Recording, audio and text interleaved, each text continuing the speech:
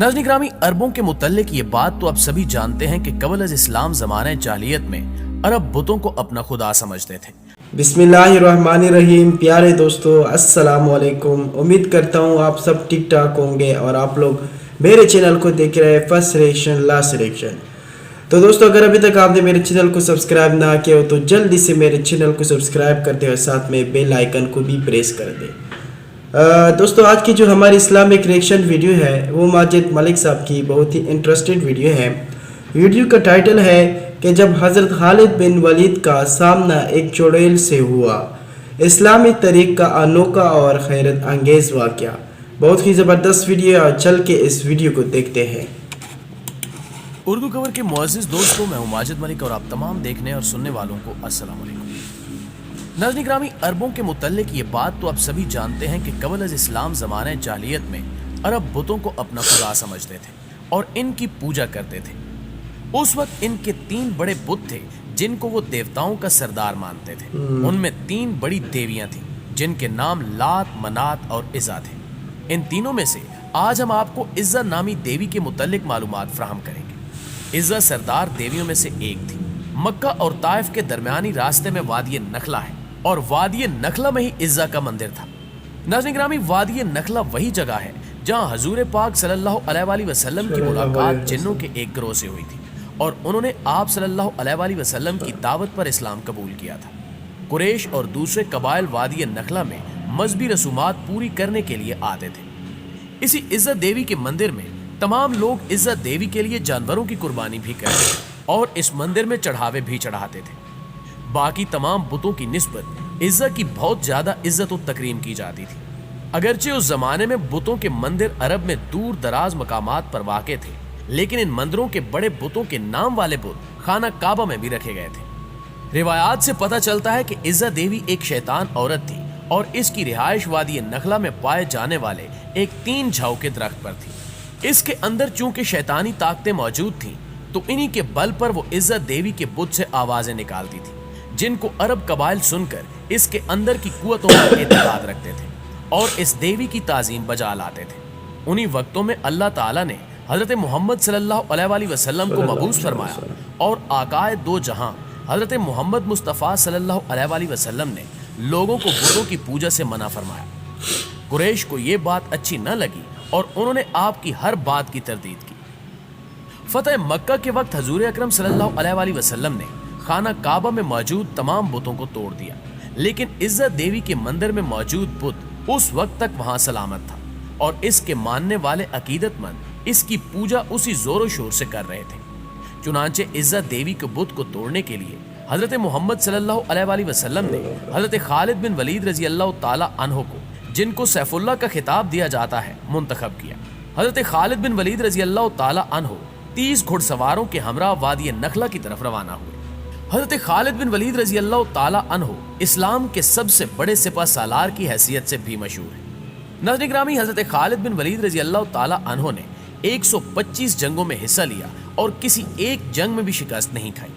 ये हजरत खालिद बिन वलीद रजी अल्लाह ताला अन्हो ही थे जिन्होंने कैसरो किसरा जैसी बड़ी सल्तनतों को तबाह करके मदीना जैसी छोटी रियासत को आलमी रियासत का दर्जा दिया। हजरत खालिद बिन वलीद रजी अल्लाह ताला अन्हो की बहादुरी और कायदाना सलाहियतों की वजह से इन्हें ना सिर्फ इस्लामी तारीख में एक बुलंद मुकाम हासिल है, बल्कि आप रजी अल्लाह ताला अन्हो को आलमी तारीख में भी सफ़े अव्वल के सिपह सालारों में शुमार किया जाता है। हजरत मोहम्मद सल्लल्लाहु अलैहि वसल्लम ने जंगे मोता में हजरत खालिद बिन वलीद रजी अल्लाह ताला अन्हो की बेमिसाल बहादुरी के जौहर देखे तो आप सल्लल्लाहु अलैहि वसल्लम ने हजरत खालिद बिन वलीद रजी अल्लाह ताला अन्हो को सैफुल्लाह का खिताब दिया। यानी हजरत खालिद बिन वलीद रजी अल्लाह ताला अन्हो अल्लाह की तलवार के नाम से मकबूल हुए। दोस्तों, अब की बार हजरत खालिद बिन वलीद रजी अल्लाह ताला अन्हो का मुकाबला कैसरो किसरा की अजीम फौजों से नहीं था और न ही इस दफा आप रजी अल्लाह ताला अन्हो के मद्दे मुकाबिल कुरैश या अरब के दूसरे कबाइल के जरी जवान थे, बल्कि इस बार हजरत खालिद बिन वलीद रजी अल्लाह ताला अन्हो जिस कुव्वत से बरसरे पैकार होने जा रहे थे, उस शैतानी कुव्वत की हकीकत सिर्फ अल्लाह अज़्ज़ व जल या उसके हबीब हजरत मोहम्मद सल्लल्लाहु अलैहि वसल्लम ही जानते थे। फतह मक्का से कुछ रोज बाद 25 रमजान को हजरत मोहम्मद मुस्तफ़ा सल्लल्लाहु अलैहि वसल्लम ने حضرت خالد بن ولید رضی اللہ تعالی عنہ سے فرمایا کہ وہ وادی نخلا کی طرف جائیں اور اس کے اندر موجود 3 جھاؤ والے درخت کا رخ کریں۔ جب وہ 3 جھاؤ والے درخت پا لیں تو ان میں سے پہلے 3 جھاؤ والے درخت کو کاٹ دیں۔ دوستو، جھاؤ سے مراد ایسا درخت ہے جو خود روح ہوتا ہے۔ اس کو انگلش میں ٹیمرس کہتے ہیں۔ یہ کسی بھی جگہ بنا آبیاری کے خود بخود اگنے لگتا ہے۔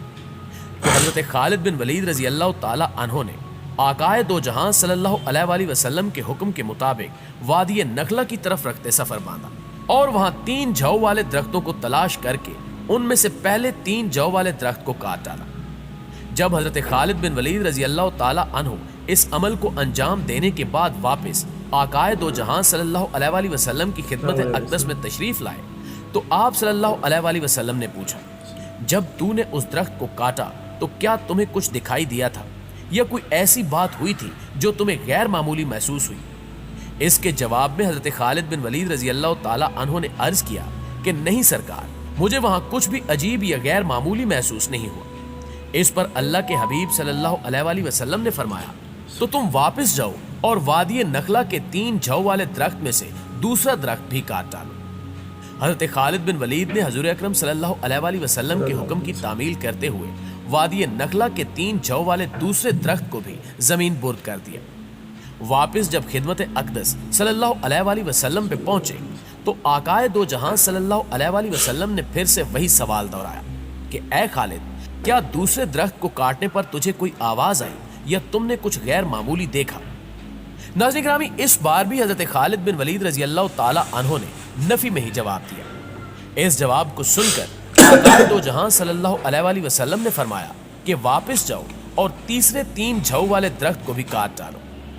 حضرت خالد بن ولید رضی اللہ تعالی عنہ جب اس مرتبہ حکم کی تعمیل کے لیے وادی نخلا میں آئے تو دیکھا کہ ایک کبھی صورت شیطان عورت وہاں کھڑی ہے جس نے برہنہ حالت میں اپنے بال پھیلا رکھے ہیں اور انتہائی غصے کی حالت میں اپنے دانت پیس رہی ہے، اور اس عورت کے پیچھے ہی عزت دیوی کے مندر کا محافظ بھی چلا آ رہا ہے۔ اس کا نام دبیہ بن سلمہ تھا۔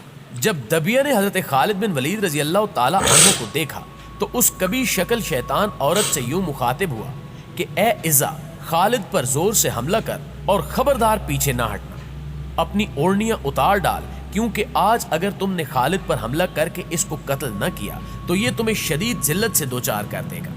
حضرت خالد بن ولید رضی اللہ تعالی عنہ نے جب یہ سنا تو عزا سے اس طرح سے مخاطب ہوئے کہ عزا، میں تیرا انکار کرتا ہوں، تجھے پاک اور مقدس نہیں مانتا، اور میں دیکھ رہا ہوں کہ اللہ نے تجھے ذلیل و رسوا کر دیا ہے۔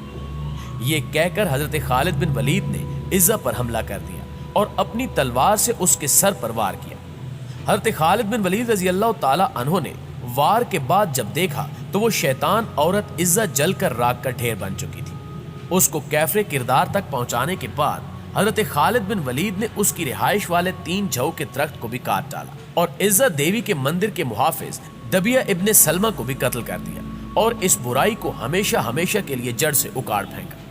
اس کے بعد جب حضرت خالد بن ولید رضی اللہ تعالی عنہ آقائے دو جہاں کی خدمت میں حاضر ہوئے اور یہ سارا واقعہ آپ صلی اللہ علیہ وآلہ وسلم کے سامنے بیان کیا تو آپ صلی اللہ علیہ وآلہ وسلم نے اس واقعے کو سننے کے بعد فرمایا کہ اے خالد، یہ عزا تھی، اب آئندہ عربوں میں عزا نہ ہوگی اور نہ ہی عزا کی عبادت کی جائے گی۔ ناظرین گرامی، وہ دن تھا اور آج کا دن ہے۔ اس وقت سے لے کر آج تک عربوں میں سب سے زیادہ لائق تعظیم سمجھی جانے والی عزا کا کوئی نام لیوا بھی باقی نہیں ہے۔ ویسے تو اس واقعے کا ذکر اسلامی تاریخ کی بہت سی کتب میں درج ہے، لیکن ہم نے یہ واقعہ آپ تک پہنچانے کے لیے تاریخی کتاب بلوغ الادب کی جلد سوم کا سہارا لیا ہے۔ یہ کتاب انٹرنیٹ پر موجود ہے جسے آپ ڈاؤن لوڈ کر کے یہ سارا واقعہ خود بھی پڑھ سکتے ہیں۔ جی تو معزز دوستو، یہ تھی ہماری آج کی ویڈیو کیسی لگی کمنٹ کر کے ہمیں ضرور بتائیے۔ انشاءاللہ آپ سے ملاقات ہوتی ہے اگلی ویڈیو میں، تب تک اپنا اور اپنے پیاروں کا ڈھیر سارا خیال رکھیے گا۔ اللہ نگہبان۔